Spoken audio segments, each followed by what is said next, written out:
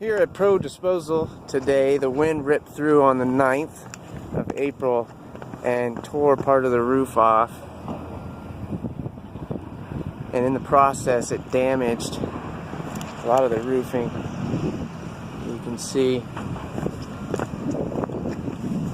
it's ripped all the way through it in multiple places.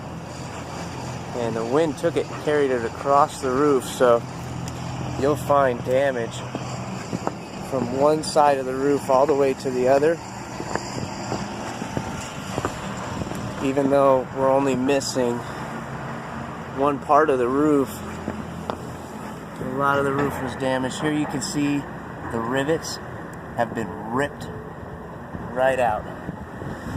So although at first glance it doesn't look like it's damaged, it definitely is.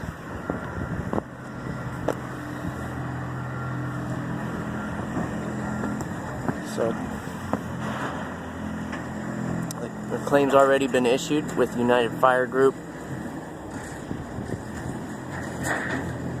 But definitely a lot of wind damage up here today at Pro Disposal.